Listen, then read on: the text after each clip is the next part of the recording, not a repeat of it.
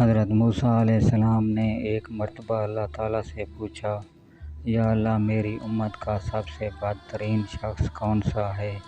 اللہ تعالیٰ نے فرمایا، کل صبح جو شخص تمہیں سب سے پہلے نظر آئے وہ آپ کی امت کا بدترین انسان ہے۔ حضرت موسیٰ علیہ السلام صبح جیسے ہی گھر سے باہر تشریف لائے، ایک شخص اپنے بیٹے کو کندھے پر بٹھائے ہوئے گزرا۔ حضرت موسیٰ علیہ السلام نے دل میں سوچا، اچھا تو یہ ہے میری امت کا سب سے برا انسان۔ پھر آپ اللہ تعالیٰ سے مخاطب ہوئے اور کہا، یا اللہ میری امت کا سب سے اچھا انسان کون سا ہے؟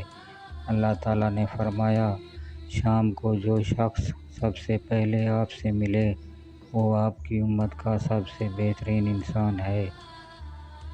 حضرت موسیٰ علیہ السلام شام کو انتظار کرنے لگے کہ اچانک ان کی نظر صبح والے بدترین انسان پر پڑی۔ یہ وہی شخص جو صبح ملا تھا۔ حضرت موسیٰ علیہ السلام نے اللہ سے کلام کیا، یا اللہ یا رب کریم، یہ کیا ماجرا ہے؟ جو شخص بدترین تھا وہی سب سے بہترین کیسے ہو سکتا ہے؟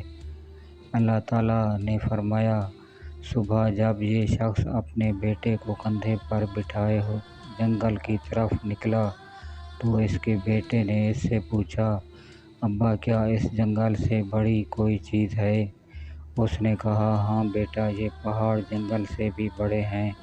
بیٹا بولا، ابا ان پہاڑوں سے بھی بڑی کوئی شے ہے؟ وہ بولا، ہاں بیٹا، یہ آسمان پہاڑوں سے بھی بہت بڑا، بہت وسیع و عریض ہے۔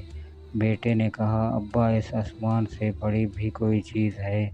باپ نے ایک سرد آہ بھری اور دکھ بھری آواز میں بولا، ہاں بیٹا، اس آسمان سے بھی بڑے تیرے باپ کے گناہ ہیں۔ بیٹے نے کہا، ابا تیرے گناہ سے بڑی بھی کوئی چیز ہے؟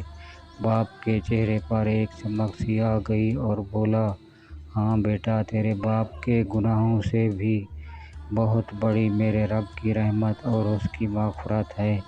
اللہ رب العزت نے فرمایا، اے موسیٰ، مجھے اس شخص کا اعتراف گناہ اور ندامت اس قدر پسند آیا کہ میں نے اس بدترین شخص کو تیری امت کا بہترین انسان بنا دیا۔ میں نے اس کے تمام گناہ نہ صرف معاف کر دیے بلکہ گناہوں کو نیکیوں سے بدل دیا۔